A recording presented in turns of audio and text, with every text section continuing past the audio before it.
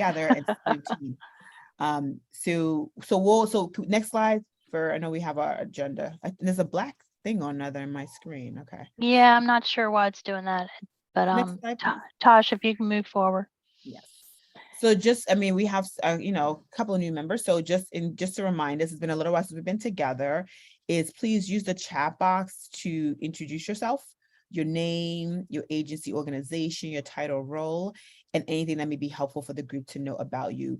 And I also should have said before I even started to just say, hi, I'm Ioma Iruka. I am the chair of the governance committee. My pronouns are she, her, hers, and I am at UNC Chapel Hill. So I would have put that in the chat box, but I figured since I'm talking, it'll save me to type in. But please feel free to share your name, your organization, your role, and then anything that may be helpful for the group to know about you as well. So, Ioma, I was going to say that we have a couple of new team members that I wanted to introduce to everyone. We're joined today by Michelle Heron and Tamara Mathis. Michelle joined CCSA in the spring as our new director of the Child Care Scholarship Program.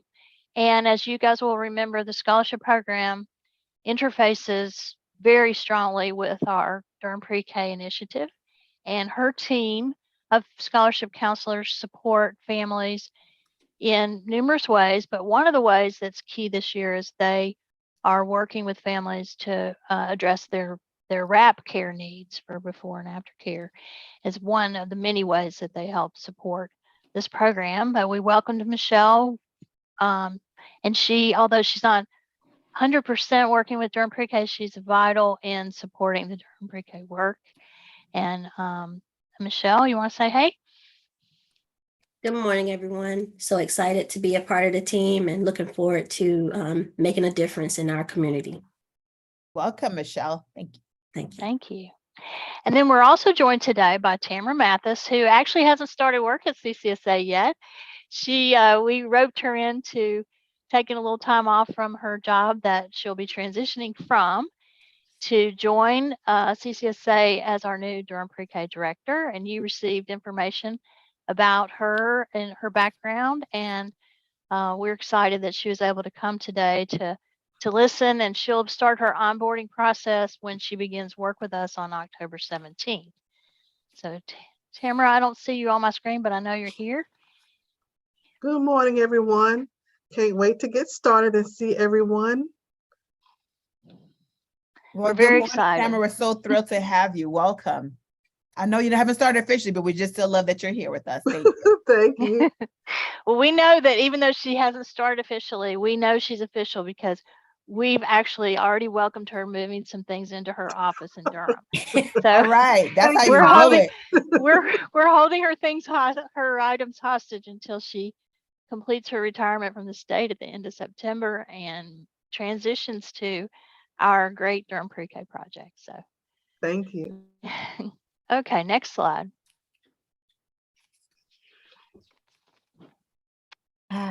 So am I supposed to do this part? It's gonna make me cry. Okay. So we obviously as the season changes, things do change. Boo-hoo-hoo with my Taryn emoji. We have members of our committee who will be transitioning. So I wasn't sure if I see Marsha's face. Obviously, I don't know if Marsha wants to share anything, but obviously Ben Rose, Marsha Blaslow, and Drew Cummins, and really, it would take the whole entire meeting to really say what each of these committee members have done, both for Durham Pre-K, but early childhood writ large, both locally and nationally and statewide. It will just take too long. But obviously, I just want to take a moment to just thank you each for your amazing service, your contribution, your tenacity, fighting for resources, support services for children, families, and the workforce on many, many levels across the community and across the state. So I see Marsha on my screen, and I wasn't sure if she wanted to say something. And I don't know, I assume Drew and Ben may be here, but if you all would love to say anything, no pressure, but we just want to take a moment to just thank you and appreciate the service you have given us. Ioma, thank you. I just want to say thank you. The Durham Pre-K program under Linda's leadership and her team has been one of the shining lights of the time that I've been in Durham. And thank you. Thank you for your leadership. Thank you for the team's leadership. It wouldn't have happened without everyone at the table. And I look forward, I do live in Durham, so I look forward to actually seeing this continue to grow. Thank you so much. Thank you so much, Marcia. Just appreciate it. Love you. Yeah, and Ben will be joining us at some point today. He had a couple conflicts, but Drew is actually out of town, but I talked with him extensively this week, several different times about several different issues. And he will be moving from Durham to be a new county manager in Granville County. And, as our neighbor, some of you may not know that at Child Care Services Association, we actually work with multiple counties. Obviously, you interface with us primarily in the Durham arena, but we do work with multiple counties. So we'll continue to work with Drew in his role in Granville County as one of our counties in our service area. And but what he did share with me was that, in his long tenure in Durham, seeing the development of Durham Pre-K coming from all of the community advocacy and community initiatives over such a long period of time. He also shared that he felt like it was such an accomplishment. And I know that we all appreciate his investment in the program. I always laugh because when we were trying to get this actually started, there were many late night meetings that he and I shared, and I always appreciated his counsel in terms of navigating the complexities of our local government system. So, and Ben will be retiring from Durham DSS in November, and we'll continue to work with him until he transitions. But he's been really a big supporter of this initiative and has really been a bridge for us in terms of communicating with all the myriad services that are available for families. And it's such an important thing that we have strong partnerships with our social service department, because obviously we have to look at the whole child, and children can't be successful unless their families are successful. So we know DSS really makes a big impact on that. So we will be joined by new leadership on governance from DSS. We're working with him in that transition period. We'll have a temporary liaison with DSS, and then once a new director is hired, we'll be having that person join governance, and we'll work with the county manager around what kinds of support she wants us to pursue in her leadership team. So thanks again. Yes, thanks again. So should I hand it off to you? Should I do your virtual meeting protocols? Just a little reminder for everybody about those. You remember that we are live streaming this, so it is on the web, on YouTube, and of course we're also recording it just for the purpose of our note taking for later.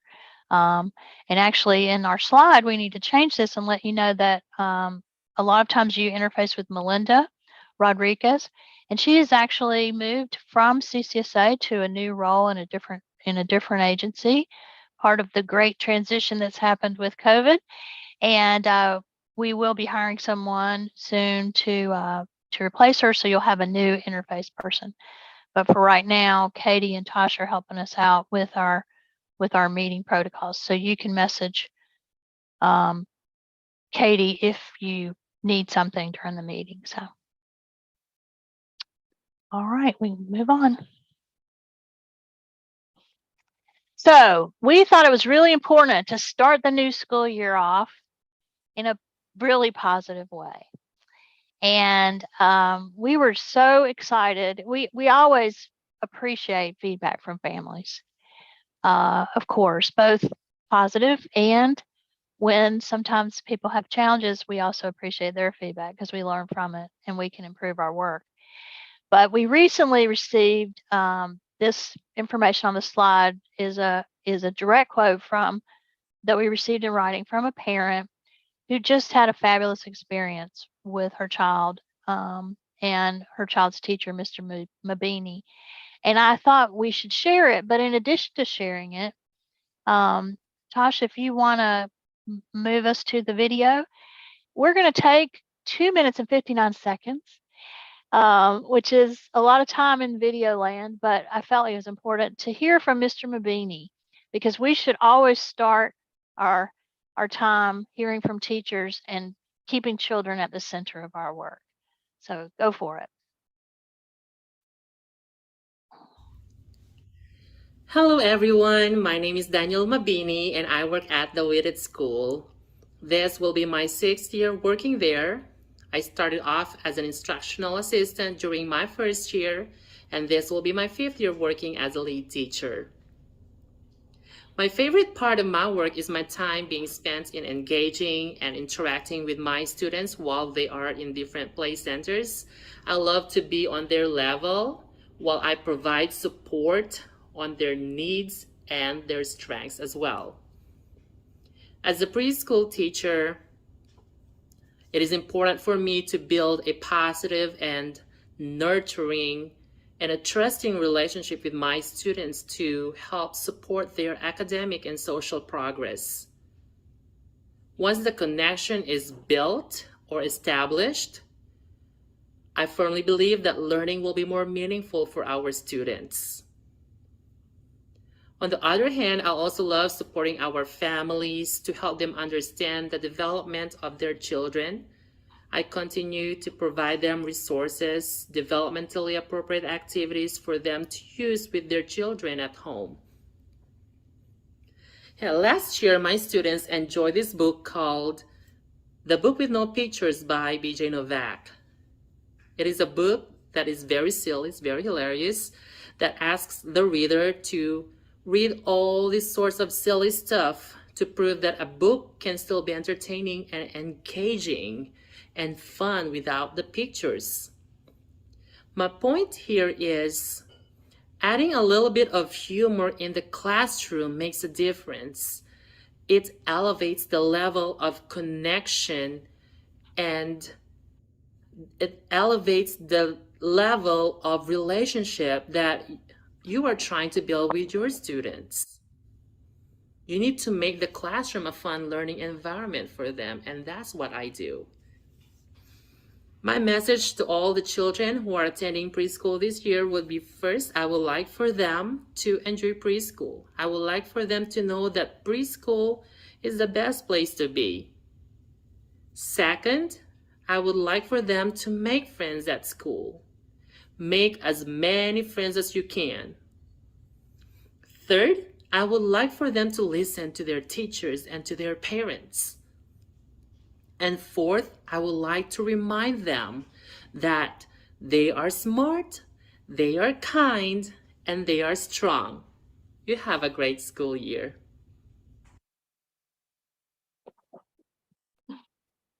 I love that. That was I so love it. beautiful. I know, I love it.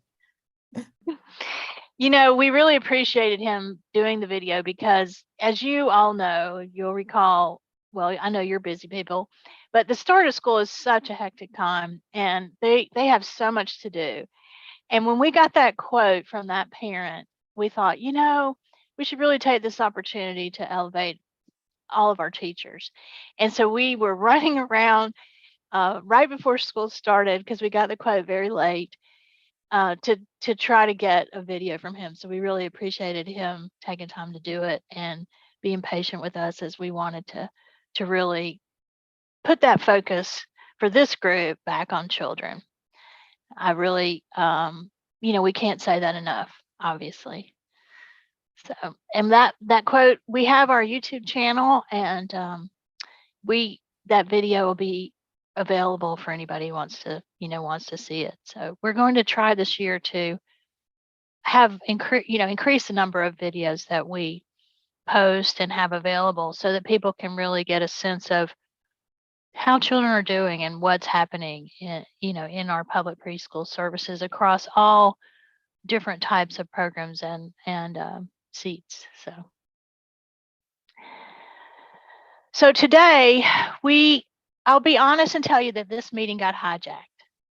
We spent a lot of time over the last 5 or 6 weeks putting together what we thought was going to be an informational meeting, that we were going to really take a deep dive into a lot of details about the program. But there were some changes that happened at the very last minute from the state that turned it into a meeting where we were going to need to have some voting items. So we will, of course, need to approve our meeting notes from May. We will still share program updates, but then we have redone completely the agenda to address some of our needs for voting, and there'll need to be some in-depth discussion between you about issues. So all of the work we did before to provide you with a deep dive into the program, we will just defer to our November meeting. And hopefully our November meeting will be more for your learning and information. We will be joined in November by new members. We've went through our nomination process and we have new members. And in addition, we'll be transitioning some of our designated members for the November meeting. So you can move to the next slide. So, Neoma, you want to? Okay. Yep. Okay. So Linda sent in August 30th. I don't think you sent it last night, but August 30th, she sent the minutes from our last meeting. So we would like to go ahead and take a vote to approve those meeting minutes.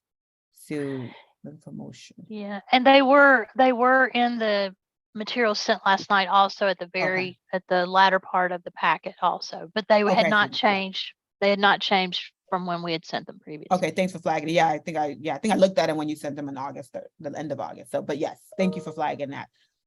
Okay. I move to approve the May 22 minutes. Thank you, Dr. Sawa. Do we have a second? I'll second those. Thank you, Sharon. Any questions, comments? Okay, and so by using your reaction button, I think, or I first have to remember how to do in this meeting. Denote whether you approve. So the yays, you can use your reaction button or use your visual as well. Thank you. If you have yays. Okay. All right. Okay, and any nays? I'm just scrolling through my screen to make sure I don't miss anybody. Okay. All right, so our minutes have been approved. Thank you very much. Okay, Linda, back to you. Okay, I'm going to turn it over to Jenna, who's going to give us a program update. Good morning, everyone. So we have a chart here to show our braided funding. So you'll see that we have 608 total DPK seats across 24 sites. And because of increases to Durham County funding for this fiscal year, we are well above our 513 seats across 34 classrooms from last year, and even farther above our humble beginnings in 2018 when we had 90 seats across 5 classrooms. And Linda will touch on our growth in a later slide, but we wanted to show you the breakdown here. And we included in your packet an update for September. So I'm just going to highlight some of the things where there's always so much going on. So I'll try to be brief. As of September 13th, so 2 days ago, we had received a total of almost 1,800 applications through our universal application platform. And of that, we offered 1,055 placements, and 904 of those were accepted. So we have an 86% acceptance rate, which is great. Let's see, our Durham Pre-K information desk has remained busy over the summer. In August, our counselors conducted 47 application appointments, and they made over 1,000 contacts with families. regarding their applications. So that to say that our work with families and applications and enrollment is ongoing, placement offers are ongoing. So we're continuing to fill those seats. We're continuing to work on our outreach efforts to just get the word out about Durham Pre-K. So we do have some new outreach strategies that we are planning and beginning to implement. One is business toolkits. So we are to engage with our business community. The outreach team is developing business toolkits with CCSA's communications department. So that will include a variety of outreach materials, and there will be a tiered approach. So business owners will have a variety of opportunities and levels of getting involved. So we're hoping that some people will host a Durham Pre-K night. Maybe some folks will just distribute our materials. So we're really excited to see where that takes us. We've been busy over the summer, especially Tosh. We were represented in 18 in-person community events over the summer. Katie has been busy updating site pages on our DPK website to increase the online presence for all of our sites, and so that families can go to our DPK website and look at each site individually, and there will be a more uniform site page for every single site, because some sites may have their own separate website as well, but others do not. So we wanted to make site pages right on our website available for families. And she's included highlights on there, virtual tours if we have them. We're still working on collecting some of those from sites. But we also wanted to mention to please be on the lookout for our Meet the Sites social media campaign that is rolling out. Each site will be highlighted. And we're hoping that this will be as successful as our Meet the Team campaign that we did last spring, which highlighted some of our staff at CCSA, and that had record-breaking social media analytics, as you may remember. So we're looking forward to that. The outreach team is also building a parent ambassador program. They're inviting parents to attend quarterly outreach meetings. So we're just trying to build that up, because we know that even with all of our different outreach efforts and advertising and social media, that word of mouth and just that parent to parent connection is so important. And that's really just the best way that we can be, advertising our programs through other parents. So let's see what else. Jenna, can I jump in for a second? Absolutely. I just want to, for some of you, it was a long summer where we didn't meet. And so just to jar your memory, you'll recall that for Durham Pre-K, this is very much a collaborative project. So the local dollars are being invested to enhance the program, the system as a whole. So we're braiding funding to leverage our work. And so, for example, when Jenna's talking about the outreach team, this is not a CCSA outreach team. The outreach team is inclusive of the partner agencies. And Durham's Partnership for Children is an integral part and works very, very intensely around outreach and family support, as one example. And the other partners do also participate. And so when we talk about outreach in particular, we are leading and conducting outreach for all of the public seats available. So that's just a little piece to jar your memory around that. And I think, all these initiatives around parent ambassadors, business supports, and all of that is done in collaboration with our partner agencies. And it's really important that we engage in every arena, because obviously each agency has its own constituencies and is stronger or weaker in different areas. And so we want to take advantage of all the opportunities that are out there. So I just want to throw that in there, just because it's been a while since we met, and we always want to remember that the braiding is a critical component of this initiative in Durham. Thanks for further explaining that, Linda. And And to that point, Durham's Partnership for Children filled their family engagement coordinator position a few months back. And she's been working really closely with Tosh. So we're really excited to ramp up our family engagement strategies and efforts for this school year. And it is definitely a team approach with all of our partners, really everything that we do. I also wanted to mention that provider contracting is complete for Head Start and all of our community-based sites. So that's great. And I wanted to also call attention to the end of the year media report that Katie put together. That was included in your packet. That is typically the end of the year report, I don't think has ever been presented in this way, but I thought it was really helpful. So we had, if you look at our page views, almost 86,000 page views. So that was up over 50% from fiscal year 21. So that was really exciting. We also had 44% growth across all of our social media platforms last fiscal year. And our Durham Pre-K newsletters, which one just went out in August, so hopefully you all have seen that.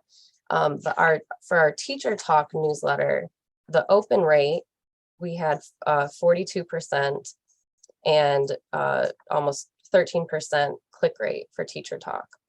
For the Community Connections newsletter, we had an open rate of 44% and a click rate of 3.6%.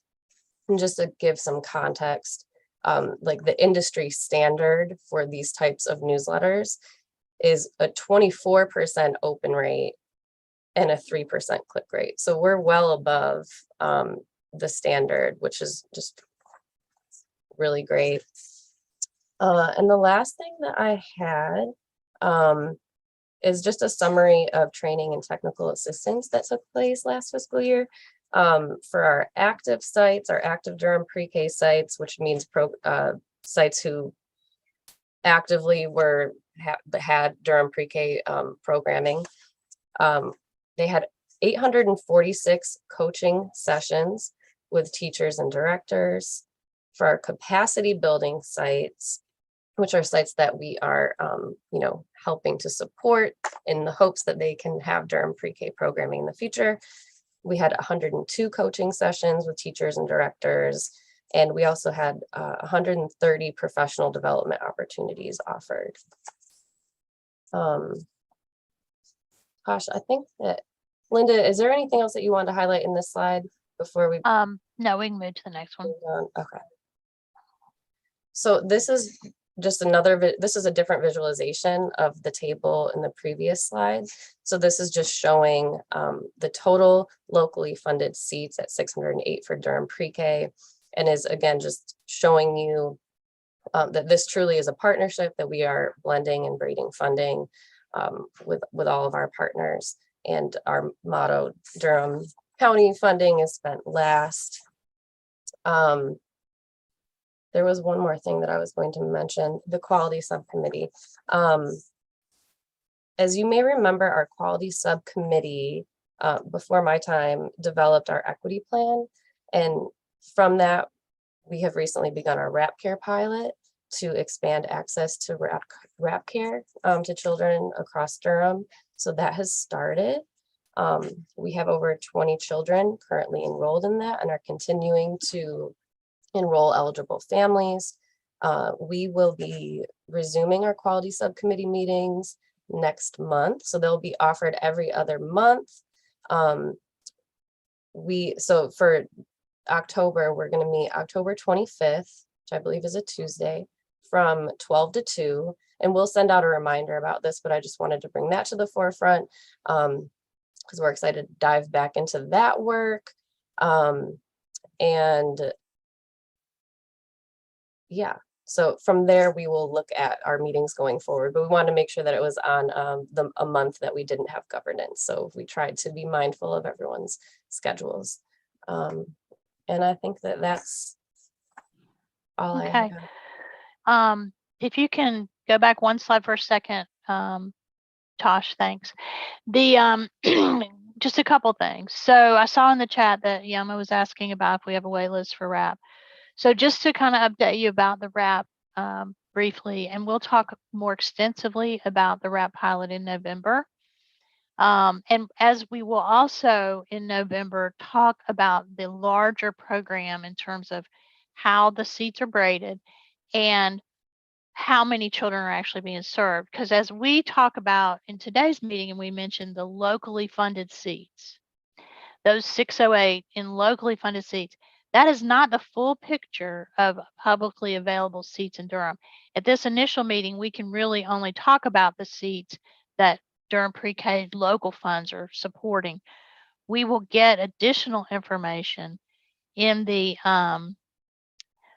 coming months, and in our November meeting, we'll talk about the bigger picture of how across Durham, across all of our partners, how many children are served. So this 608 is this year's seat allocation based on local funding. The RAP pilot, the advocacy from the Quality Subcommittee's equity plan to address gaps in service and needs from families resulted in a RAP pilot. So our additional funding for this year, one of the things that additional funding is going to support is a pilot for RAP. It's a 2-component pilot. One part of it is actually providing financial support for families to access RAP care. And when we talk about RAP care, we're talking about before and after school extended hours. So one piece of our pilot is to actually fund access by providing additional scholarships for families that are eligible. Smart Start already funds a limited number of RAP seats for NC Pre-K. However, it's limited, and we knew that we had a need to make it broader. So that's one piece. For the RAP pilot, we didn't want to wait until the second part of our RAP pilot started in order to have families be able to access scholarships for RAP. So right now already, children are being offered scholarships for RAP, but the parallel piece of the RAP pilot is to build capacity for additional RAP. We know we don't have enough before and after care available in our community in the preschool space. For example, the only site in Durham Public Schools that offers RAP presently is Whitted. And we know that the families that go to other sites, that's a challenge. That's just an example. But we know we have to build capacity in private sites as well as in our public schools for RAP. And so the other component of the RAP pilot is to work with local providers to create incentives, to identify what the challenges are, and to further build that out.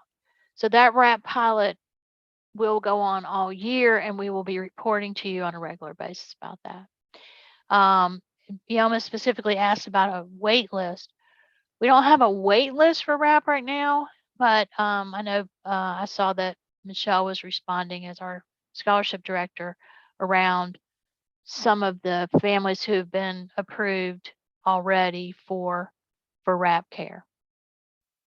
So we'll do a full-blown report about RAP in our November meeting. And so feel free, as you think of your questions, to let us know. Also in the chat, I saw that Kathy was asking about how the teacher shortage has impacted enrollment.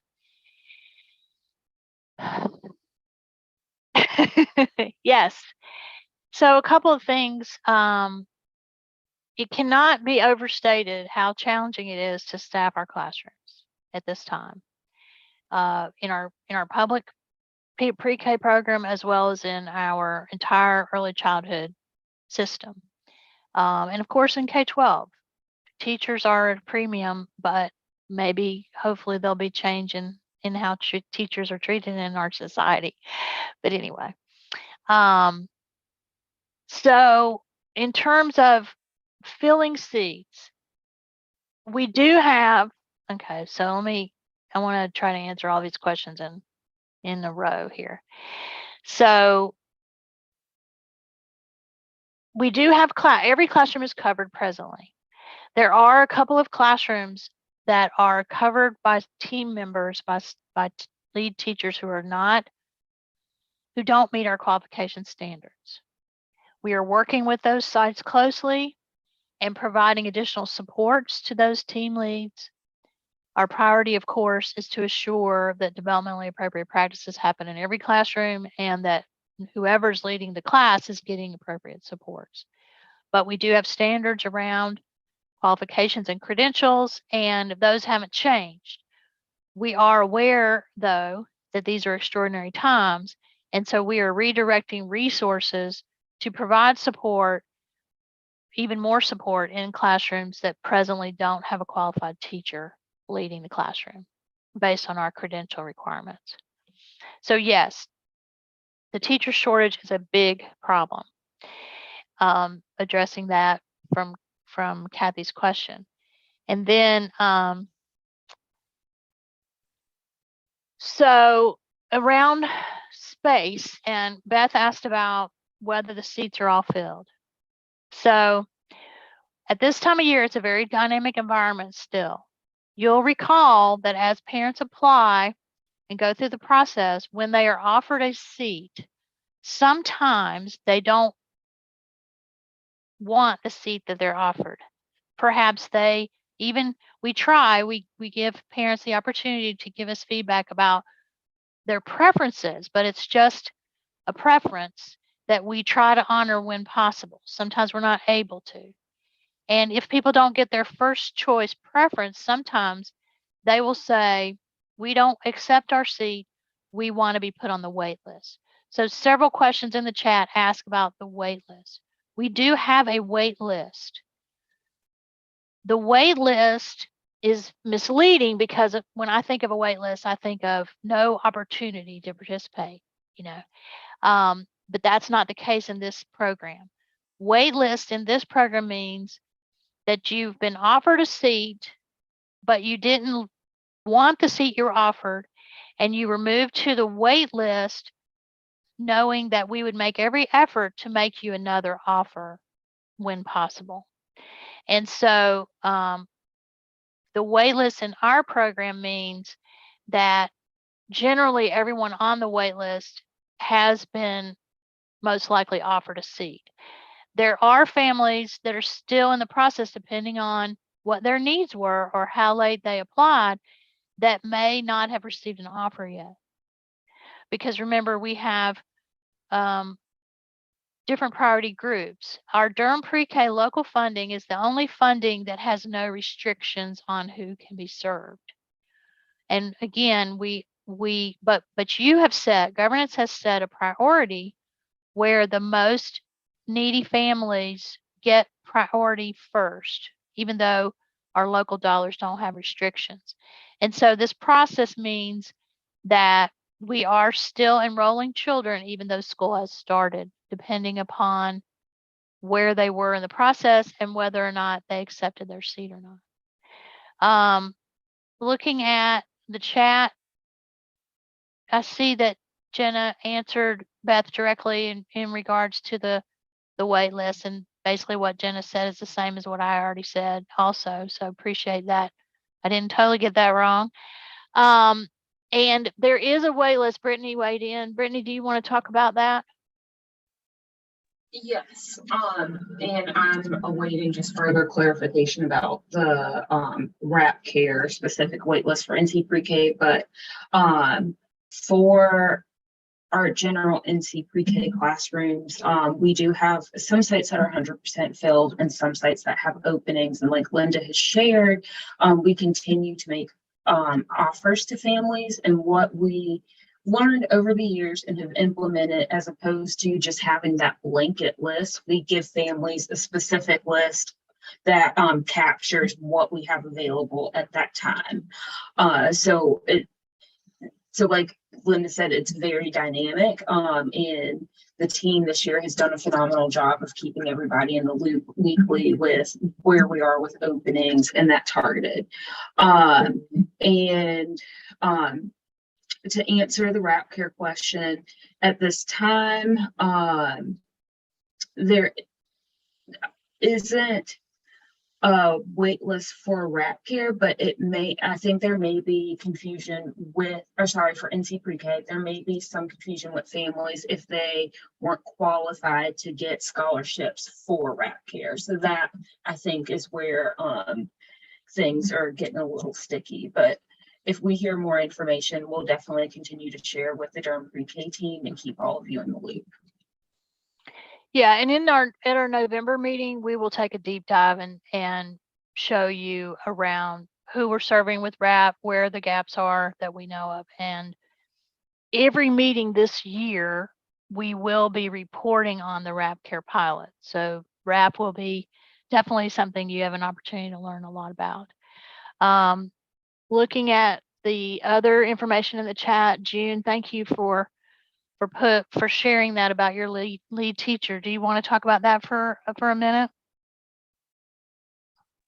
Yeah, I know this is what we're talking about, but it's no, it's an important issue. Yeah, I am. So she's told me this, that that she likes being here, but the reason she will leave is because of the benefits in the public school system.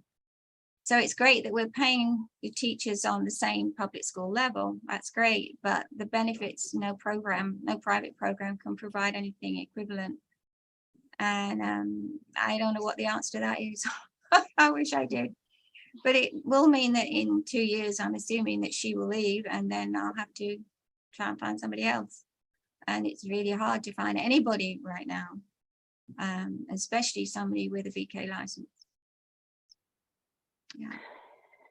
Yeah, and you may be aware that, for example, June talked about supporting her team member as they were going through school to receive the BK license. You'll recall that we've talked about before that we provide supports when a teacher is working in a classroom and is pursuing their BK.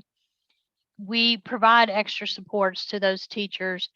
And for example, at Yates, where under June's leadership, when the teacher had to do her final, I guess they still call them practicums, but her final teaching under supervision to receive her BK, June basically held her job at Yates in support of her school pursuit of her BK license. So there's a variety of ways we want to support teachers, but this fundamental issue of compensation beyond salary is a critical piece in our work with private providers, and something that we have to continue to look at it and address.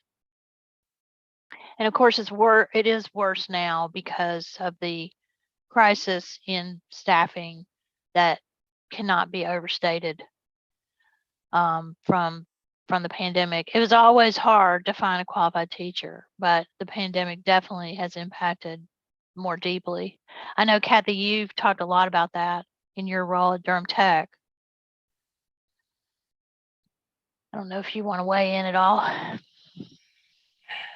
I mean, the issues are gigantic right now. So I can just say what we're seeing at Durham Tech, we have a ton of folks coming in to take our intro level courses, right? Because centers are hiring whoever they can. And so, we have a lot of people who need 119, and we have much fewer folks who are actually finishing the degree because they're getting jobs and they're just not finishing the degree. And I am hearing from our university partners that their enrollment as well is they're struggling. And so, yeah, I think the benefits issue that's a big deal. And it's a big deal. It'd be great if that's something maybe Durham Pre-K or Durham County we can add to the plate of big things we need to figure out.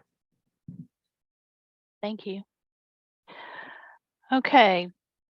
Tosh, you want to go to the next slide? Thank you. Okay, so we wanted to update you. You will recall that last May, and it was in our notes, we brought to you a proposal to consider allowing Durham Public Schools to open a Durham Pre-K classroom with a temporary license. So you'll remember that we in Durham Pre-K, with our public dollars, we can only work with licensed programs. And this is the same with the state NC Pre-K program. They only work with licensed programs. But there's a complication in North Carolina where public schools can actually operate without being licensed legally.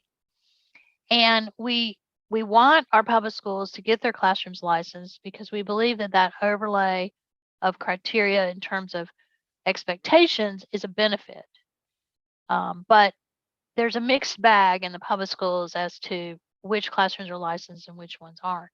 In our current local school system, there are a number of preschool classrooms that are not licensed, and those are funded through Title I dollars as well as local county public school dollars that go directly to the school system.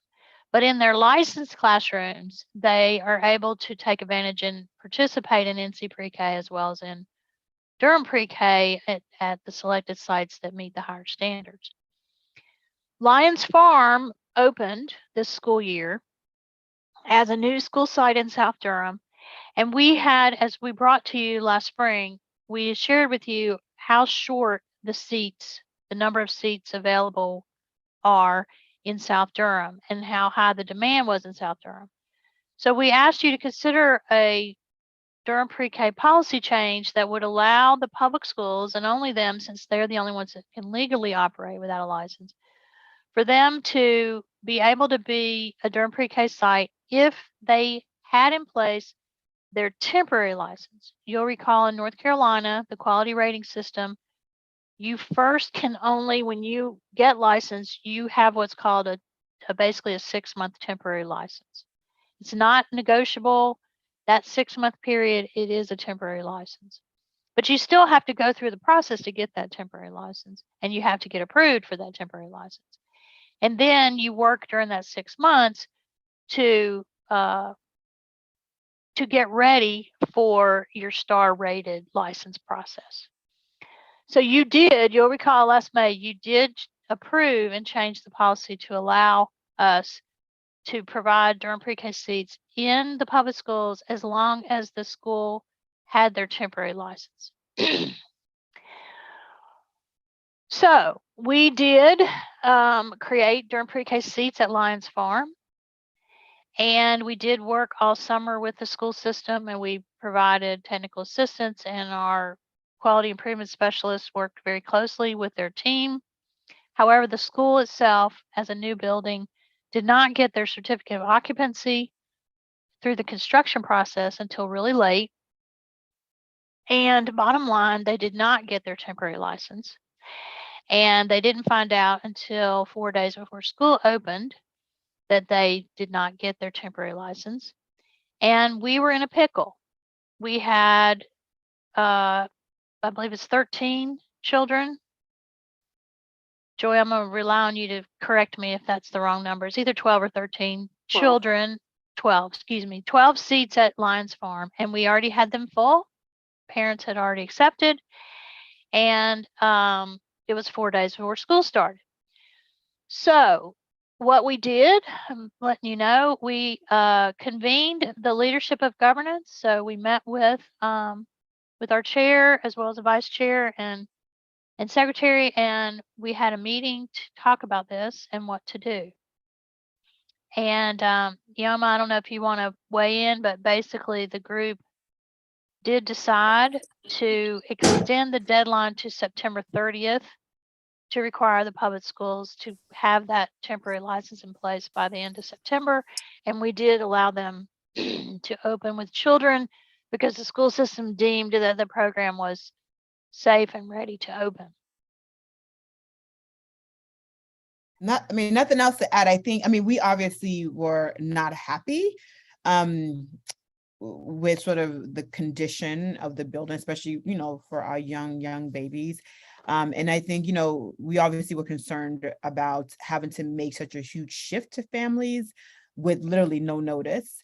But obviously also concerned that if they could not get the license, we're going to have to make sure that we're able to communicate with enough advance notice. And, so I think we felt like, okay, at least the DPS was really attending to this. And some things obviously were out of their control. Some things but probably could have been anticipated, but obviously understanding that there's a lot happening when you're trying to open schools, especially with young children included.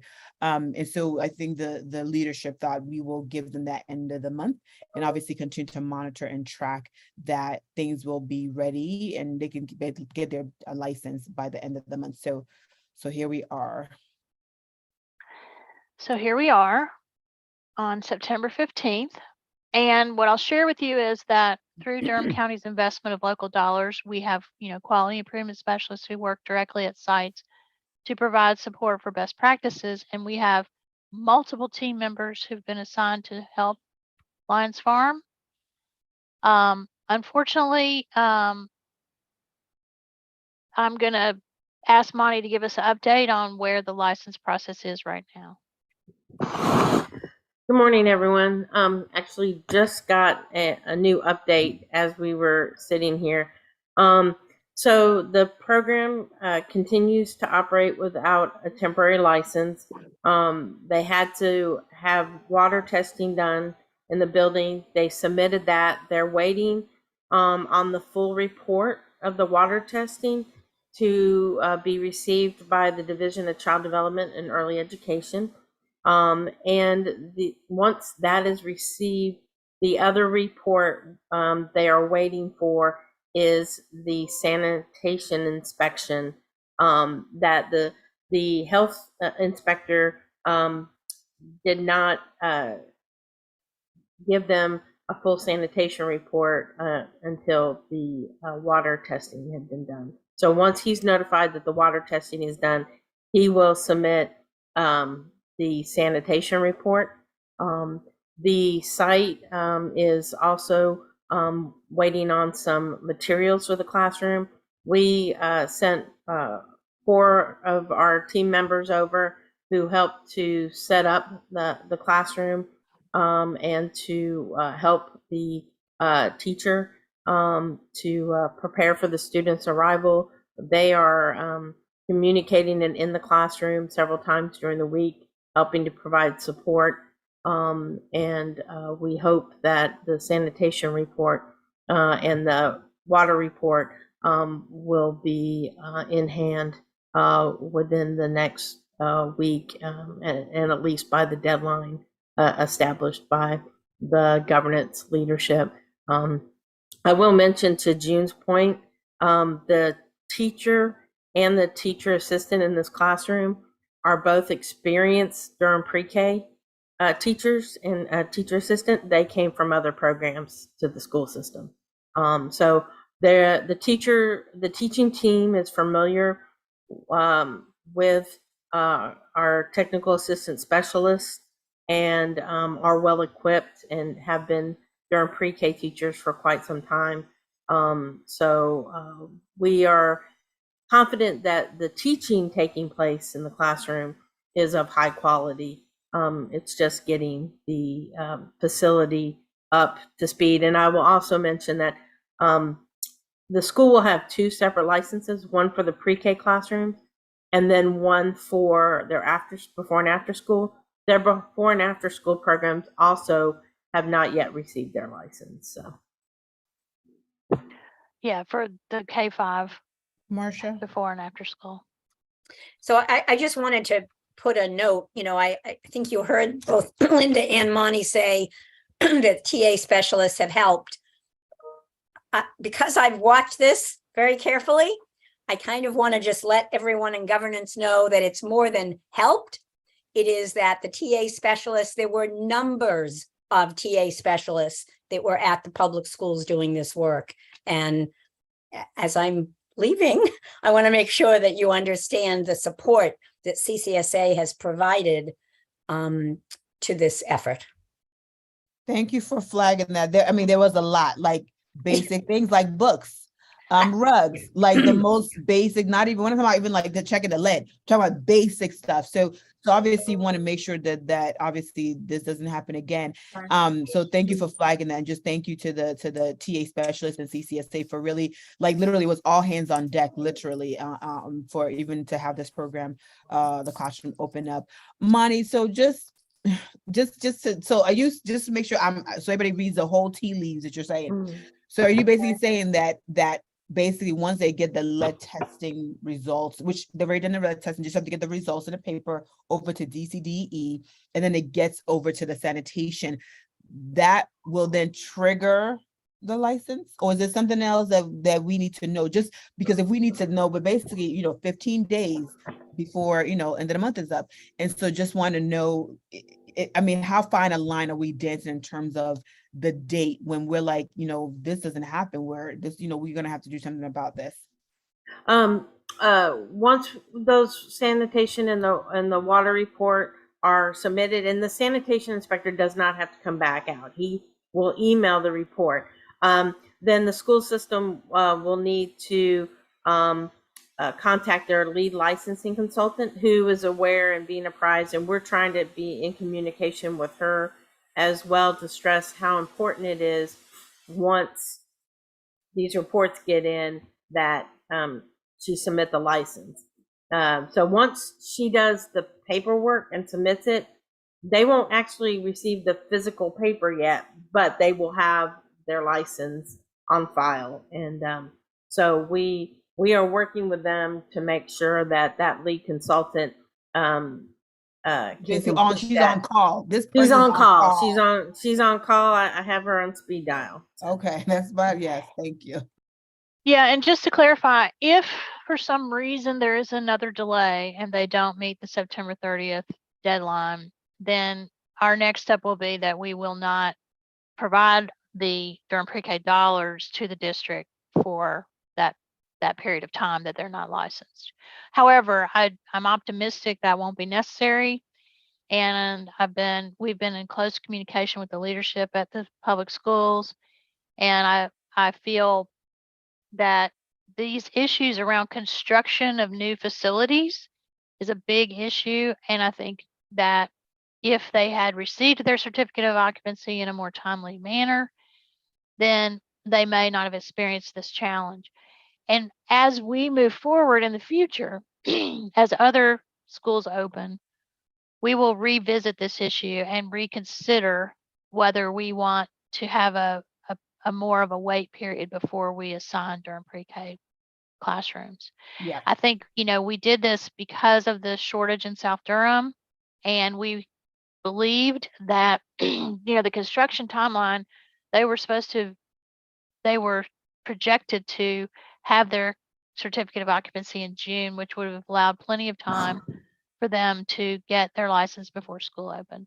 Yeah. But I do think that the main thing is that children are safe and that the programming is high quality. And so we can be assured that those children are having a good experience.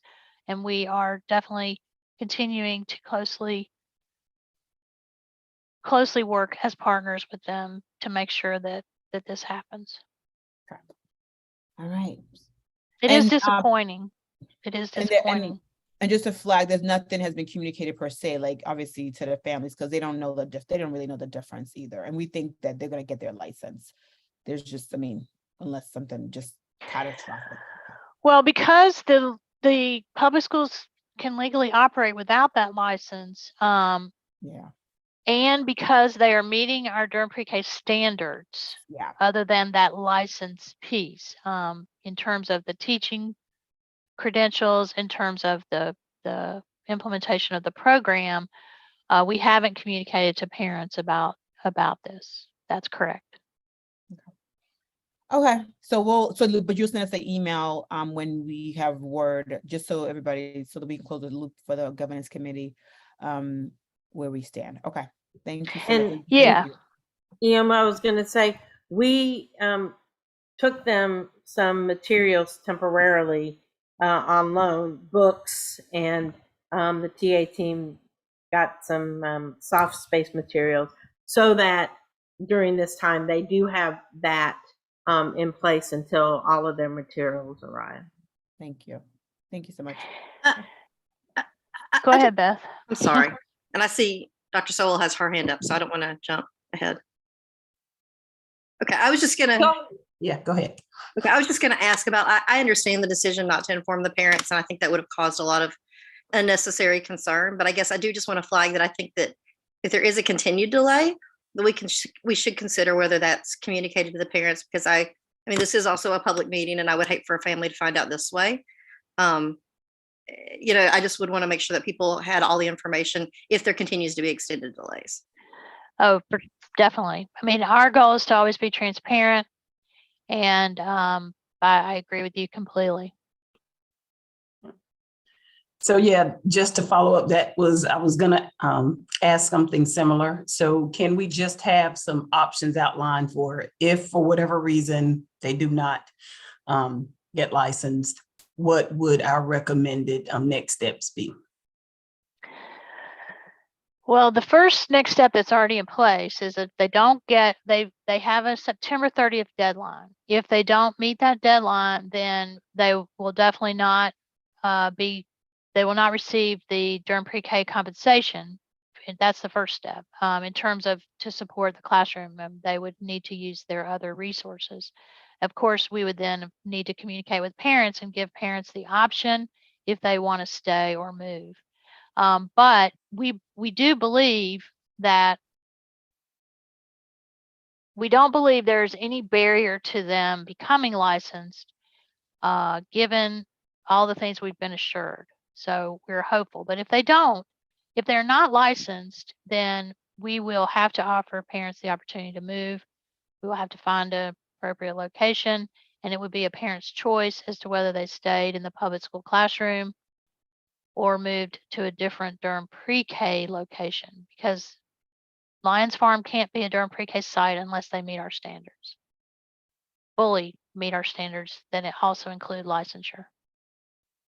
So I think I'm also so basically I think we're hearing obviously Dr. Soul and obviously Beth sort of make note that right we are sort of thinking that, you know, there should not be a reason to need an extension beyond September 30th. However, obviously I'm very sensitive to at least if something were to happen. So basically, Linda, what you're saying is in essence, they are a school, right? So they can operate as a school.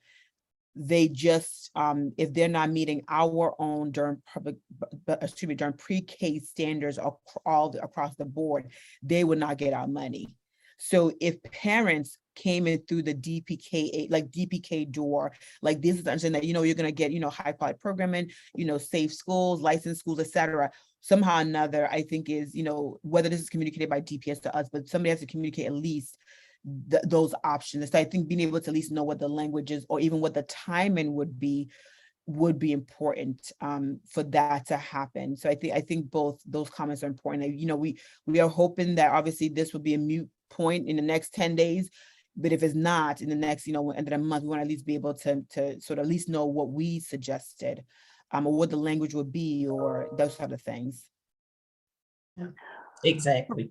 Yeah. Right, and I do want to address what Darnella put in the chat about wanting to be assured that this same leeway would be provided to private sites. I need to address that and say that private sites cannot legally operate without a license.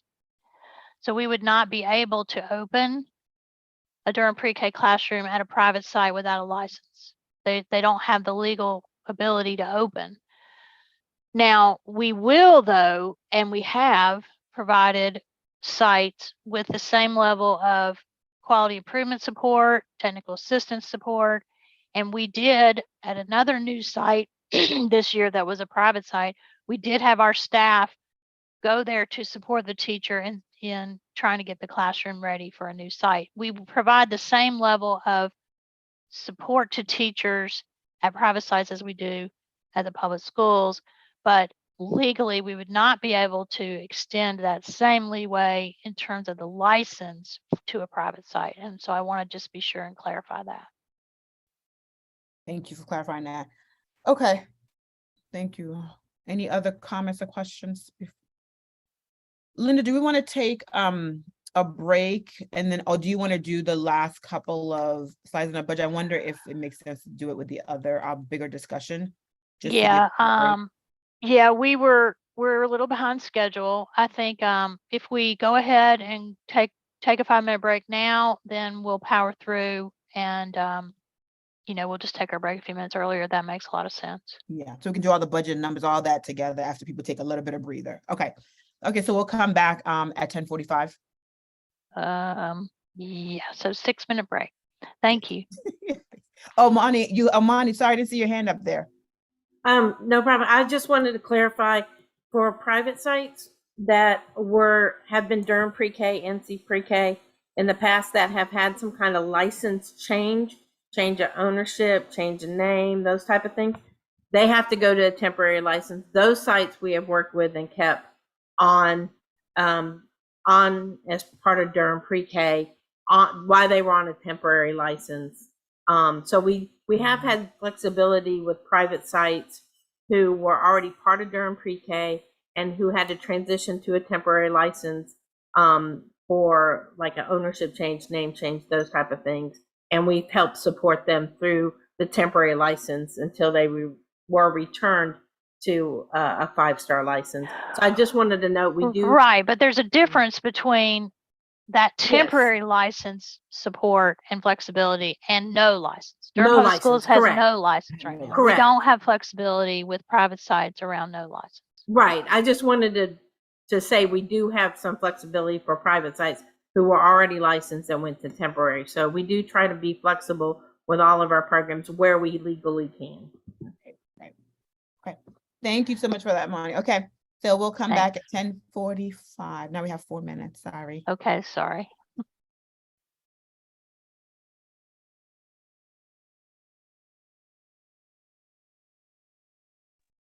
Okay, we're coming back. I know those are quick, fast breaks, but I hope you're able to stretch, get coffee, tea, water. All right, Linda, I'll pass it to you. Okay, and this first part we can just breeze through because you have copies of this. But just to let you know, an overview of growth. Again, as I mentioned earlier, this is just the locally funded seat growth. This does not address the overall growth in access in Durham, and we will talk more about the overall once the numbers stabilize and we have our November meeting. Because as we've said over and over again, it's a very dynamic environment, and children are still enrolling across the system. Next slide. Okay, this is just a quick visual. I know when you look at it, it's like, whoa, what is that? Basically, this is just a visual to show you that over time, the budget's grown and the numbers of seats have grown while we've kept the management costs, which include our quality improvement activities, professional development, family services, and our universal registration process. The management dollars pay for that piece. And you will recall that those local funds are paying for that universal registration portal for all public seats, not just those seats that are shown here. So a lot of the work that happens through Durham County's management investment includes the quality improvement capacity building activities. And those support across all seats, not just those that are locally funded. So this just gives you an overview to show that we have had an increase this year in our management dollars, mostly to cover the new online universal portal that we'll have to secure, as well as those other activities to support the growth in seats. But the growth in the management dollars has not been out of line with the overall growth in the program. So that was just a way to visually show you what that looks like. Okay, next slide. Okay, so our discussion that needs to happen around voting, we need to contextualize it by addressing the budget. And so our funding allocation for this year is a little over $5.1 million. The majority of that going for those direct seat allocations. And you can see that it has changed over time, as we already said. I think it's really important to know that the increase for this year is not only paying for the instructional seats during the school day, but is also inclusive of that RAP pilot work that we've talked about. So I think that, that's just an important piece to bear in mind, that based on our equity plan that was developed by the Quality Improvement Subcommittee, and then passed by this group, the Governance Committee, we are using that work, the equity plan, to guide our growth, to guide our additional services, and to address the issues that we need to improve in order to support families to support their young children. So next slide. So that was just for some context. Okay, so now we get to the hijacked part of our meeting where I will share with you that on August 30th, after school started, the North Carolina Division of Child Development and Early Education decided to change their spending plan for this school year. You'll recall from the pandemic, very wisely, they wanted to support providers and support the early childhood infrastructure by assuring that NC pre-K programs would continue to be viable and be supported. So they transitioned in the last 2 years to pay on what we call allocation. So seats are allocated to a site, but in a typical normal year, providers get reimbursed only for seats that are filled. They get reimbursed on enrollment and attendance. There's a lot of rules about attendance, how much a child has to attend. And that's also consistent with the subsidy model where families access financial assistance in the birth through age 12 arena. Subsidy also pays on attendance and enrollment and attendance. But during the pandemic, they transitioned to pay on allocation in order to support programs. But for the last 10 months, we have been told by the state that for this current school year that we would revert to paying on enrollment and attendance.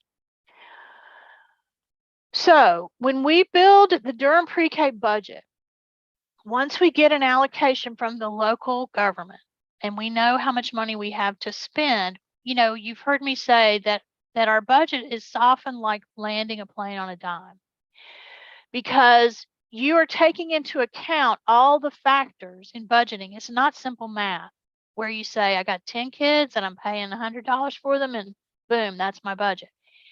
Because we are braiding resources and the seats are very fluid, our goal, as you hear us say all the time, is spend Durham County money last, spend local money last, because we are trying to draw down as many resources as possible to Durham. So the braiding and all that, a lot of our budgeting is really quite a bit of work doing projections, analyzing the seat allocations. How much will we spend per child based on the other money available? So when we got our allocation from the county, we built a budget based on paying by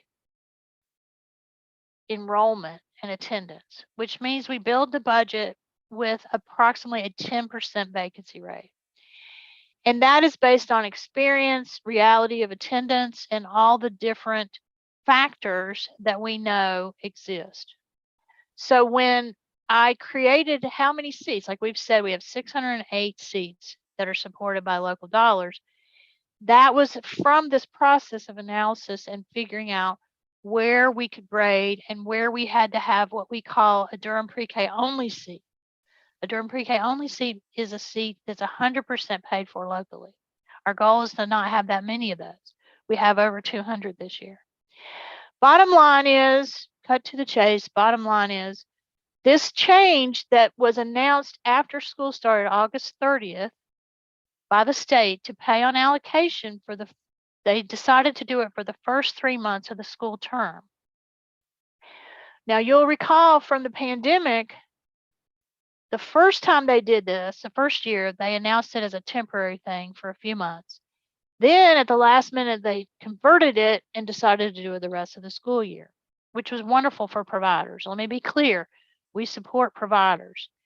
However, we also have a budget and we only have a certain amount of money to work with. So if you can move to the next slide and the next one, because we reordered ourselves. So we have done this budget based on a vacancy rate that would no longer exist if we paid on allocation.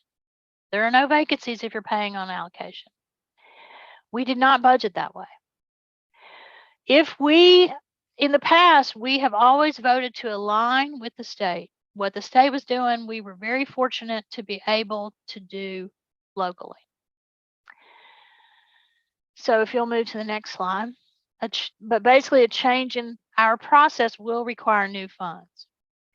So to give you, we have been, since August 30th, the team's been working to estimate what this means if you decided to align with the state. Our projection based on enrollment currently based on the allocations that we made, we are projecting an additional $45,000, slightly over $45,000 per month to pay on allocation instead of enrollment. Now, I want to remind you that we have of course, because we like to be complicated in Durham, we have a complicated model where we are paying for our local Durham pre-K seats that we created. But we are also, with local dollars, we are also paying what we call match. The NC pre-K seats in Durham are reimbursed to NC pre-K sites at a higher rate than what the state pays. The state has an abysmal reimbursement rate. Sorry about the personal commentary, but they have a very low reimbursement rate. Local Smart Start dollars are used to elevate the local NC pre-K reimbursement rate. Then Durham pre-K pays at an even higher reimbursement rate. When we braid funding, we pay the difference. So for a seat that's an NC pre-K, Durham pre-K braid, we're reimbursing at that higher rate. We're paying the difference. But for our NC pre-K programs, there is a shortage of Smart Start dollars to bring every NC pre-K seat up to the Durham NC pre-K reimbursement rate. So we use some of our local Durham pre-K dollars to pay that amount of money also. So to make this complicated, we had to estimate if you chose, let's say that you thought we can't afford it, this is not an option, we're not going to vote to pay on allocation. We do have to be sure that you know that there are some seats that, for equity reasons, they're being paid for on allocation. There are some seats we would need to pay on for equity reasons to the base NC pre-K rate. And our estimate for that is approximately $5,800 in local dollars. So the $5,800 per month is included in the $45,800 per month. So we have the overall paying on allocation to every seat we estimate would cost an additional $45,000 a month. To just pay for equity reasons on those NC pre-K seats to support the Smart Start initiative to pay more, it would be approximately $5,800 per month. Now, in our budgeting, we also are taking into account the parent fees. You'll recall that during the pandemic, we suspended parent fees. But in May, you voted to reinstate them, but we did make a change so that they are lower than they used to be. They're a lower percent of someone's income. So for this year, the parent fees are trending somewhat higher than we originally budgeted for, because when we were doing our budget and planning to land that plane on the dime, we were very conservative in estimating our parent fees. So it is trending a little higher and may help defray the cost if you decide to cover on an allocation model instead of an attendance model. However, It's uncertain how much that would be. It may be, a few thousand per month, but I just wanted in full transparency to share that, and we would be monitoring that. Go to the next slide, please.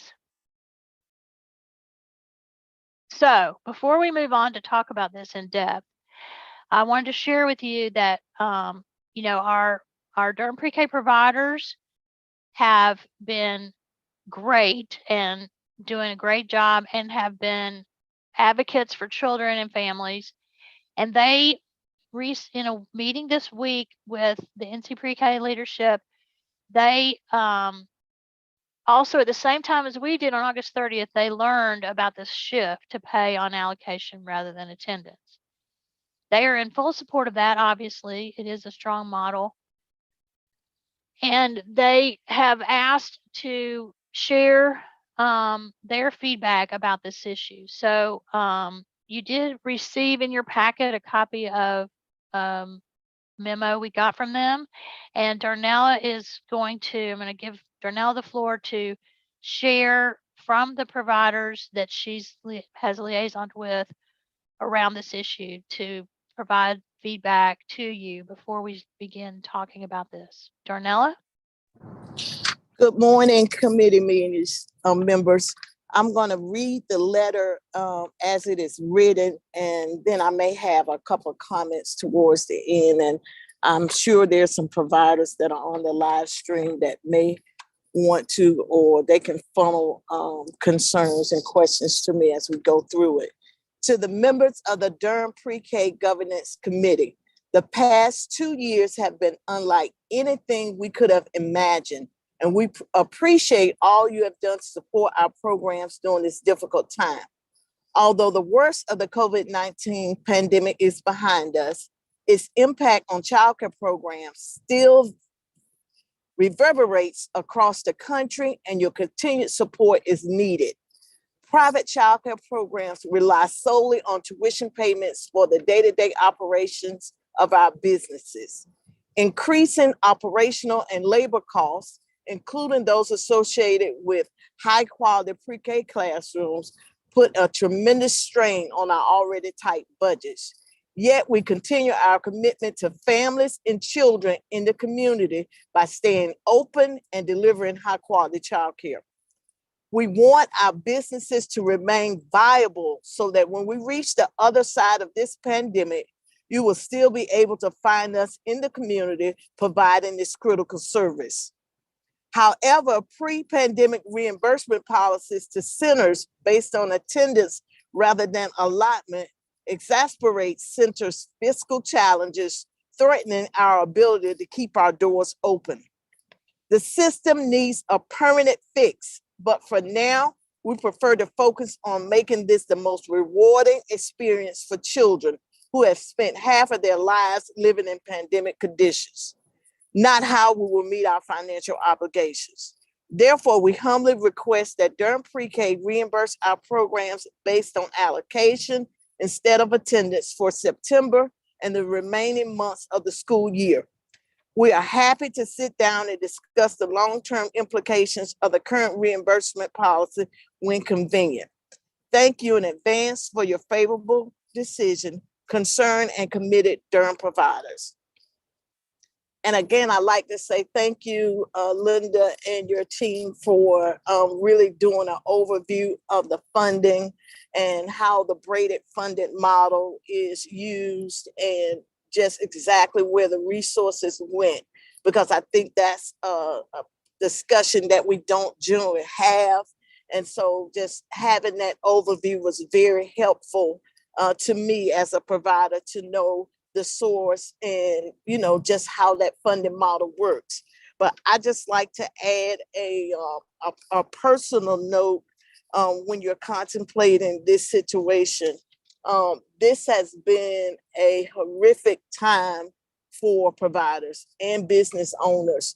And we've struggled mentally, we've struggled financially. There were financial resources there, but there was such a looming feeling of despair and just not knowing how we were going to fare through this that kind of stayed on our heads and stayed on our minds. But what we did do is we dug in and we committed to doing the quality childcare that we signed up for, and that all of us are passionate and we believe called to.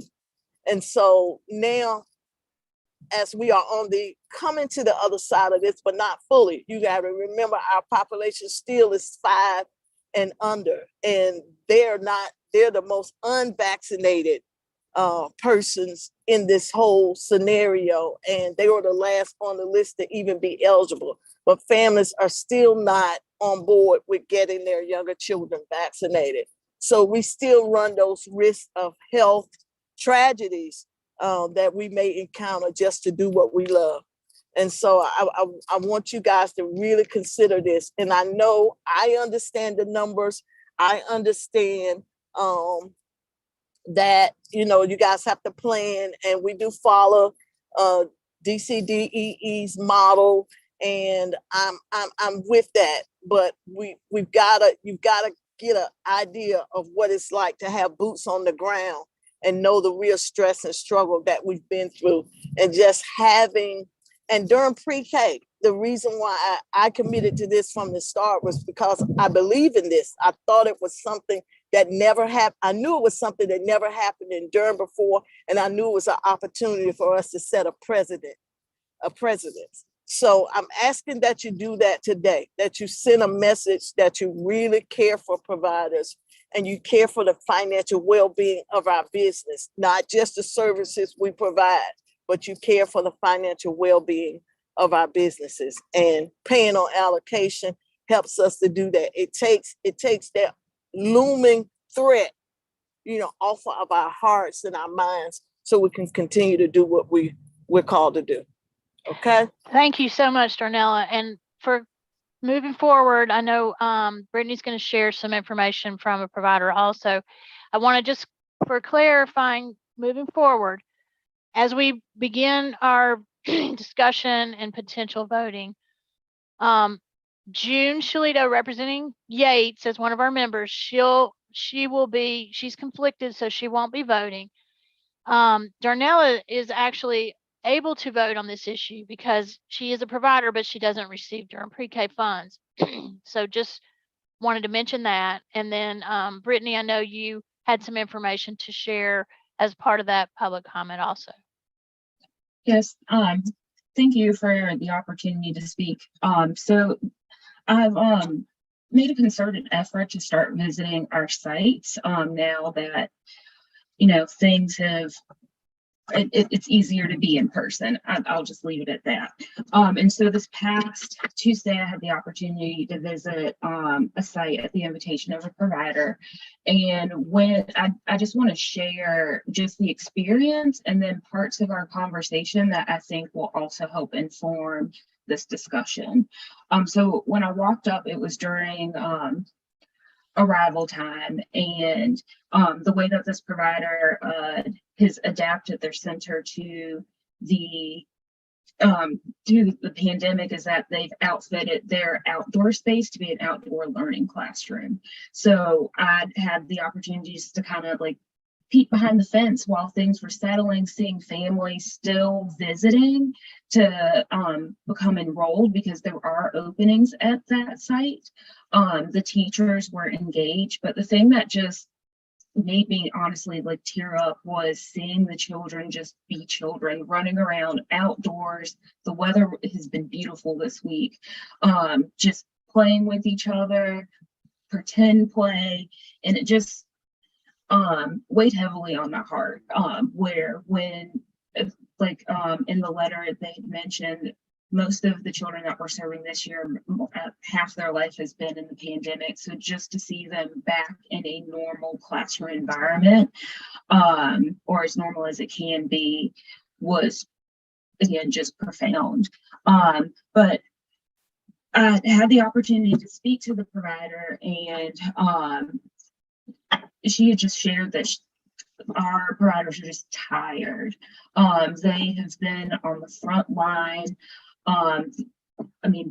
beyond the pandemic, like prior to the pandemic started, but especially over the 2 years, and have made sacrifices both personally and professionally.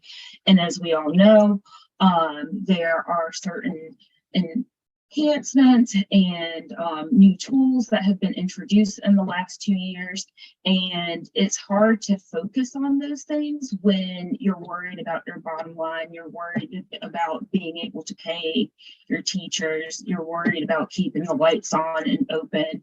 And so how can we do best by our children when our adults are still trying to wrap their brains around making it day by day? And so I think Durham is just really fortunate, and we have a lot to learn from our providers. Some have been part of public pre-K program since more at 4, and that has spanned decades at this point. And so I just wanted to share that experience, and just seeing parents, meeting teachers, getting to see the garden in the backyard, and the chickens that they had on site. And it was just one of those full circle moments of Durham has made an investment for these quality learning experiences. And in this time of need, we just definitely need to keep our early care and early care educators and providers in our minds and uplifted, and try and support them in the best that they can with the resources that we have. Thanks. Thank you, Brittany. What I would propose to do, and that's so valuable to have feedback from the sites.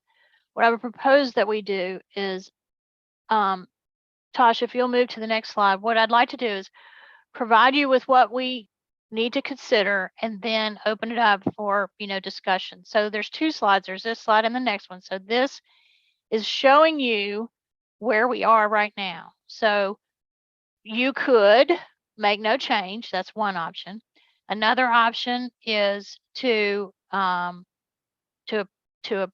make a motion to approve the 3-month change for all seats, which would mean that we would have to get additional resources of over 130,000, or you could do for equity reasons, just the NC pre-K seats, which would be a smaller ask.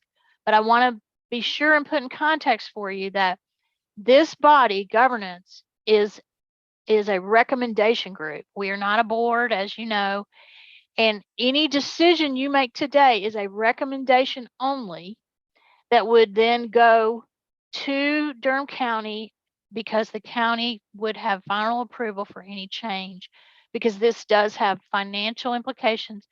There is not money in the budget to cover this. So I would just want to be clear about that.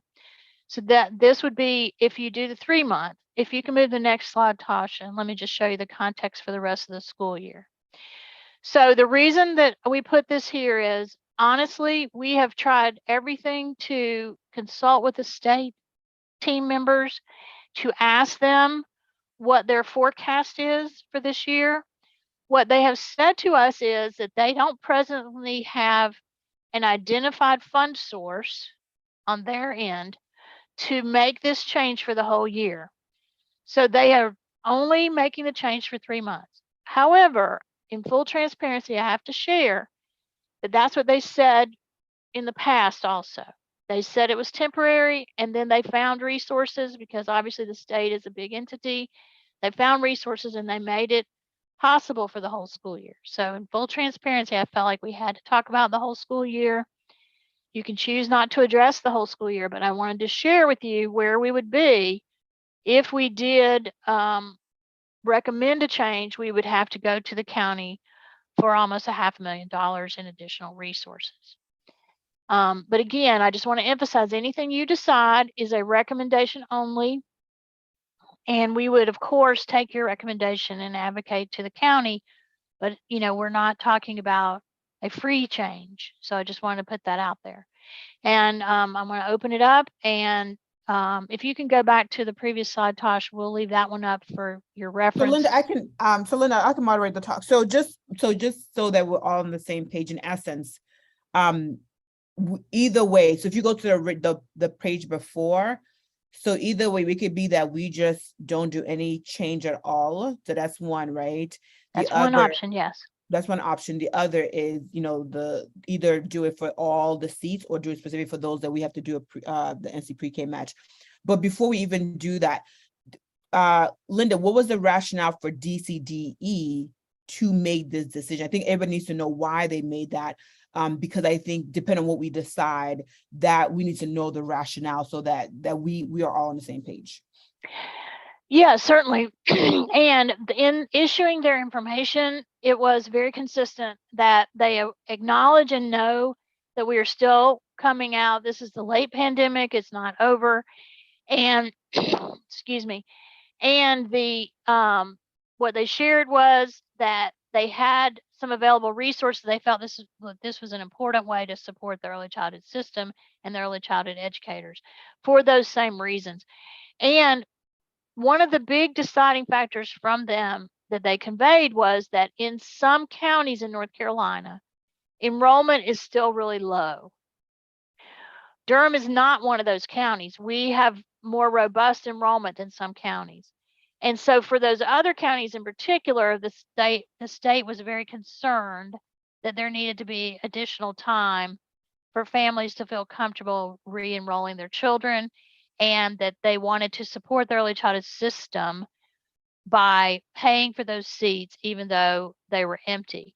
And Brittany, I know you said you have some additional information to share. Remember, you guys will remember that Durham's Partnership for Children, of which Brittany's a program director, they are the NC Pre-K contract administrator for Durham. And so, Brittany, you will have any insights to share?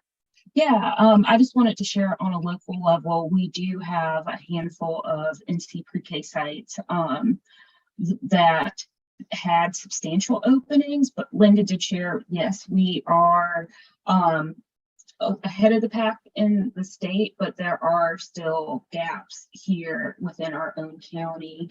And we had a number of providers reach out to us to Durham's Partnership for Children about the payment issue on paying on attendance rather than allocation. And so we conveyed to them that because we're the contract administrator, we have to follow the lead of DCDEE. And so we gave them the contact information to folks at the state level that who help run NC Pre-K. In that email that was sent from the state later on August 30th, it did make mention that they heard from a number of providers from across the state. And so I know that Durham was represented in that as well, of just saying like, hey, we are trying to provide quality, but how can we, if we don't have children in our classrooms, but we still have to pay our teachers and our operating cost. So I just wanted to add that context as well, that our providers, like Linda said, have continued to be advocates for their programs as well as making sure that they do right by our families. I'm glad you brought that up, because actually it's funny, I was going to go down to Brittany. I was going to go down to, there was a thread that Jenna had said, right? Because Durham as a whole maybe, but this is not every single site is having that, right? Because we see that some of the sites don't have the same like over enrollment compared to others. So I think that one issue. And then I want to make sure I open up the floor to others. A couple of things just to think through is, I think we also want to understand at some point, it may not be at this moment, do we even have information about what is the difference between if you pay on allocation versus attendance? Right. So to me, we're saying, yes, if we did the allocation, but we have to pay something close to that just on the attendance part. So again, that's a question I have. What would have been the difference in that? And so I feel like there's something that we should sort of think through. And then my other point was, at some point, the question is whether this governance group, maybe when we kind of come back together at some point, needs to think through, right, the subsidy, world sort of operates on attendance, and there's a whole lot of paperwork and shuffling to do all that. But if it's allocation, there's a level of freedom. And so is that something to think through? If we're really thinking about an equity lens, if you just say, let's just do an allocation and you budget everything downstream based on that, what are the implications for that as well. And so I mean, I'm putting that out there now. It doesn't mean that we need to sort of make a decision based on that, but I think something we have to think through as a governance committee, whether there's some structural things that we may want to at least consider moving forward, because we do know the sort of the manpower and the cost of potentially, having to do attendance, et cetera. So those are just things I'm just gonna put out there, but I would love to hear from others who may have thoughts, and I think I see something in the chat. Go ahead, Beth. Yeah, please. I guess one question I have is the increase in budget that we've seen this year to add those additional wonderful slots that we have. My understanding is what DCDEE is doing now is ARPA funding, right? It's emergency ARPA funding.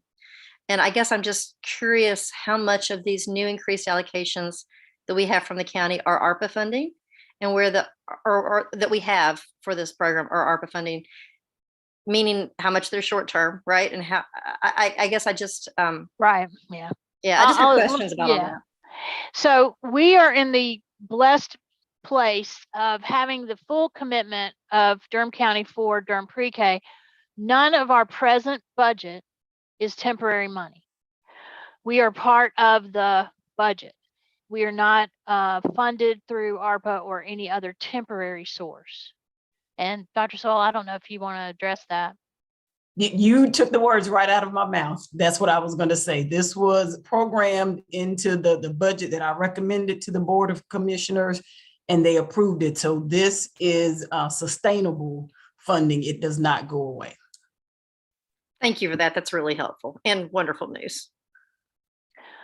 Right. I mean, it is true that if this group made a recommendation to do a temporary or full year change, one option for the county might be to consider temporary ARPA funding as a source. However, I know there are many demands for those dollars, those ARPA dollars locally, but it does qualify for ARPA funds because it's a temporary need that is addressing pandemic related issues.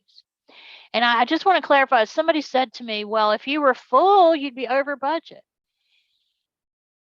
In a simple term, yes, that's true. But in almost 25 years of managing these types of programs, your goal is to be fully subscribed. You want to be serving as many children as possible, but you are never going to have 100% attendance and enrollment. And so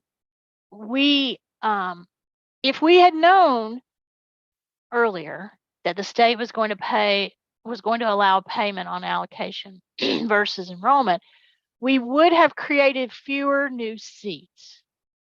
Of course, that's the difference. But the reason these numbers are so low, I mean, I know $500,000 is a lot of money to do everything for the whole year, but that's not much money when you consider how many children you're supporting. It's because we are almost full. We are at a high enrollment, and we're not talking about huge dollar amounts. But it is a lot of money when it's not in the budget. So. And I mean, and that's correct. So then, I mean, are there other comments? I mean, there's so much to this thing when it's based on seats versus like some of us, right? We go to work, right? Whether or not we come to work or not, we get paid, right? And here we're basically saying we pay you based on who enters your door, that you have no control over really. And then we know that's always been the standard. But obviously we also understand that there's not enough money, right? So so we just still have a potential financial pitfall. So I want to hear from others in terms of, Yeah. Before we hear another comment, just for clarity, I want to make sure people know we pay. Remember, you have voted on a teacher support payment. We have a whole teacher support payment that is not based on enrollment. So we do have a high standard for paying teachers. The teacher support payment goes to support that teacher's salary regardless of how many children are in the classroom. So I just want to make sure that that's mentioned. What about the program, right? We also have like the program, so we have some program dollars.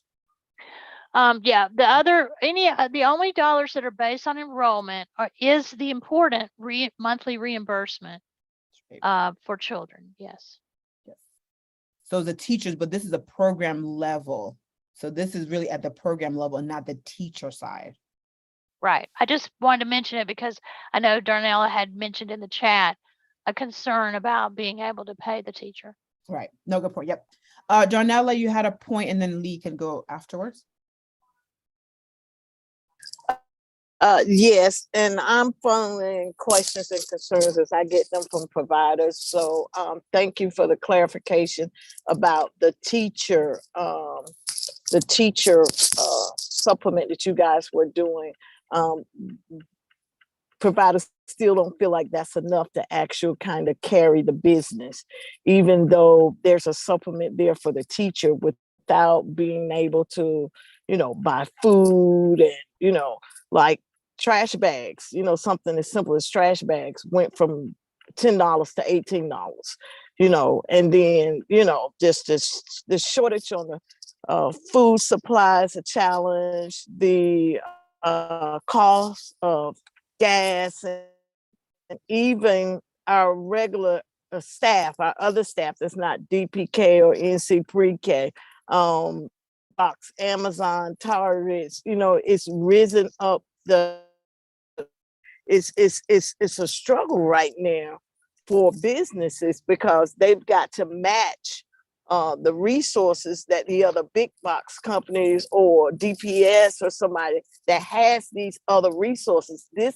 Tuition is our only source. So, I just want everybody to kind of keep that in mind when we're making those decisions. We don't have, most providers don't have 4 and 5 pots that they can go into and kind of restructure things when a need arises.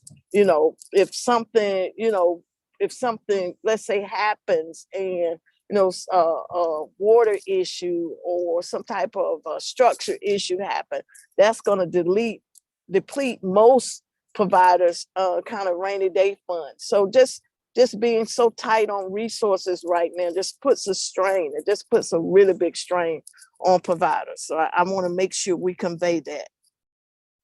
Thank you, Darnella. I appreciate that. Lee?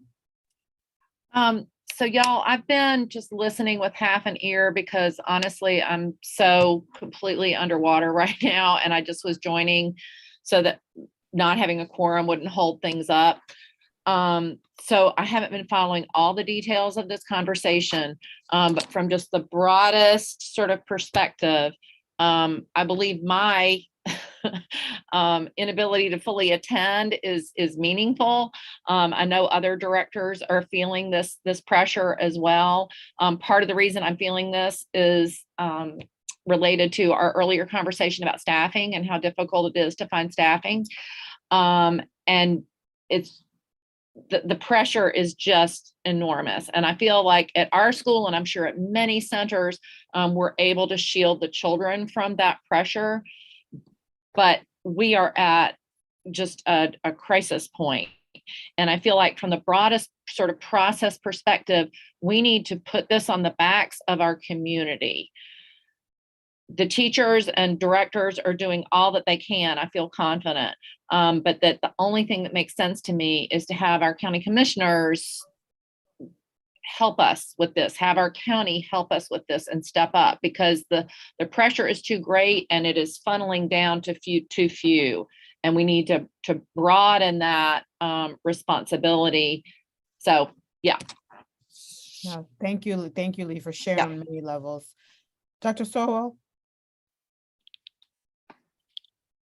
Yes, and I want to thank Darnella and Lee as well for your comments, because it helped put something in perspective for me. The question that I had was centered around, if we decide to make the change to the payment, to the allocation, what would the additional funds be used for? And so the comment about, the increase in costs of things like the trash bags and things, I think that helps us better understand, because we have to, of course, as a county, we have to make sure that we are good stewards of the funds that we provide to our partners. And I would certainly see that as a need. And you all probably know that our board, they are overwhelmingly committed to Durham pre-K and to early childhood education. And I just feel like as long as we can justify the need, that it would be something that would have a very high chance of approval from our board. So as the county manager, I don't want to say too much I don't want to seem like it's a guaranteed if the governance committee decides to make a payment change. But I think that there is rationale for the need and the increased funding, if that is the will of this committee. So I don't want to rush us. Thank you so much for that comment, Dr. Watt. I don't want to rush us, but obviously we have quorum, and I also want to make sure if we're going to do a vote, that we actually do a vote with the quorum still here. And I don't want to rush, but also want to sort of say we are on a time clock because I want to be respectful to people's time. So I'm just going to ask if somebody has a motion they would like to put forward. I make a motion to approve the payment of allocated slots for the remainder of the school year. Okay, we have a motion, which is, if you flip to the other slide, please. I think that you're saying the whole year, not the 3 months, correct? Yes. Okay, so we have a motion that we approve payment change for all seats in alignment with DCDE, potentially for the whole year. I'll second that motion. Lee has seconded that motion. Any comments, or again, knowing that it's a recommendation, but any comments or additional questions that we want to discuss? I'll just say with not knowing how DCDEE will move past October, and that's when the 3 months that they've committed to paying on allocation, not knowing how long that will have, this will at least give stability and peace of mind while we navigate those other potential changes from the state, which makes planning easier. I'm not going to say easy, but easier from where we are now. Okay. So Brittany, you suggest, again, want to make sure, because obviously Darnella was approving, was at least, so you saying you're fine with the all year? I want to make sure you don't want to. I can't vote. I was that's just right. That's right. providing Okay, context. Yeah, just providing context. Yeah, that is right. The DCD is only doing 3 months, right? But Darnella motioned for the whole year. So okay, but you okay? Thank you for that. Okay, any other comments? Okay, with that, let's take a vote for each person in terms of the year for the vote. So again, remember, the vote is for approving payment change for all seats in alignment with DCDE. Can I ask a question? I'm sorry. I just am wondering if DCDE does not continue after October, and we've asked for the full year, we would reassess after October and potentially, or would we just go ahead for the full year and do the funding? I'm just wondering about alignment, right? Yeah, I agree. I feel like in many ways, if we're aligning with DCDE, if they change it in October, right? If they change after the 3 months, we go back to whatever they have. But if they keep this, I assume, and Linda, correct me, I assume this gives us more latitude. We don't have to come back. But if DCDE says, okay, 3 months, we're not going to continue it. Okay. Right. Yeah, let me just clarify. So the motion that's on the table right now means that you are recommending to the county that the Durham pre-K payment be for the whole year, regardless of what DCDE does. That's what this motion says. That's different than aligning with DCDE. So I just want to provide that clarity. Okay, this one has both in that. So I think that this option actually says that same thing. Approved payment change for all seats in alignment with DCDE. And this could potentially be all year. Well, that's true. The written part does, but that's not the motion that Darnella said all year, right? put on the table, right? So Darnella, what's on the slide was a clarifying to align with DCDE. What Darnella moved is to do it all year regardless of DCDE. Darnella, do you want to think about that motion again? No. I read this bullet. I still want the same motion for the full year because I really want Durham to set a precedence for this. We're going to be in this year is just going to be kind of the tip of the iceberg. We've got the winter coming.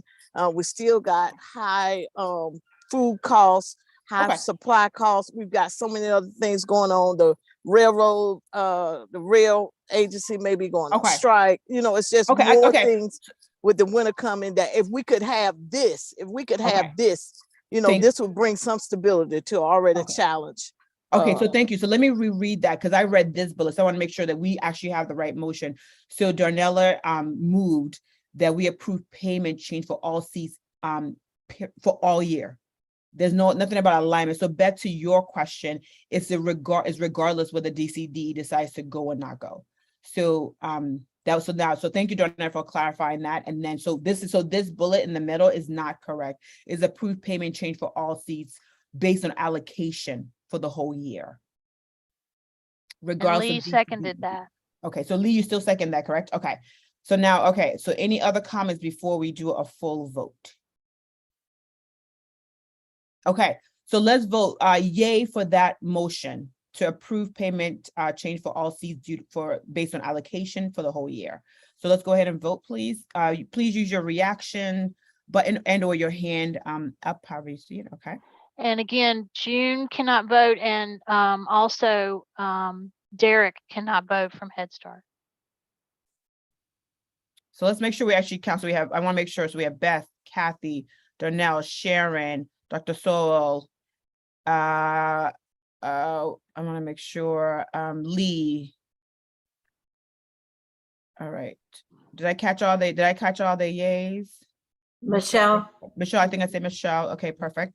All right. Any nays?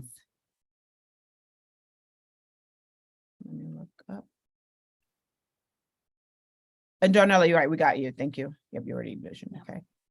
Any nays? You can use your reaction. I don't see any nays. Okay. So then the motion has passed. Our recommendation to Durham County to approve payment change for all seats based on allocation. Okay, so what will happen next? Now the governance is making this recommendation, and again, it's a recommendation only. I'll work with IOMA to prepare a letter to the county commissioners and the county manager. Of course, she's here and already aware of this situation, but we will prepare a letter capturing this recommendation and to them for their consideration. And we will work with them to see what they would like to see in terms of more information. If they request your engagement in conversation, obviously we will let you know and develop a plan to fully inform them.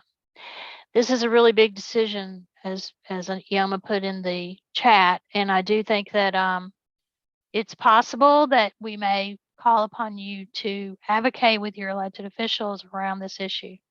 That's right. Thank you. Darnell, do you have you have to see your hands up? I just want to make sure I didn't miss a question or comment or okay. No, thank you. Thank you guys so much. Thank you guys so much. Okay, Darnell, I want to be sure you remember, since you're liaisoning with so many providers, that you remind them that this is only a recommendation. We do not have authority to approve it fully because we have to get the approval of our funder. Yes. So this is a great recommendation, but it's not done yet. Yes. I'll make sure I'll communicate that. Thank you so much. An indication of the governance committee, and obviously I'll understand the situation. So if nothing else, there's information there by our vote as a group. Okay, so I know we're beyond the time, and I just want to thank everybody. So Linda, do you want to do some final wrap up? And again, just thank everybody for just staying longer for that really important. Yeah, what we'll do is our remaining agenda item, we will defer to December. It's just a point of information about a new project we'll initiate, and we can send you also some written information about it. The new apprenticeship program that we've received a private donation to begin, and we'll inform you more about that in the next meeting. And just a last reminder, Tasha, if you can go to that last slide. Our next meeting is November 17th. We will be joined by new members on that date. So we hope that you'll be able to join us. And obviously we will be in deep communication with you moving forward to update you about Durham Public Schools licensing, about our teacher shortage, about the apprenticeship program that will be starting, and also about this effort to advocate for your recommendation to our elected officials. Thank you, everybody. So I guess the meeting has adjourned. Thank you, and please have a wonderful day and be safe. Thank you, Linda. Thank you, team. Thank y'all so much. We appreciate you.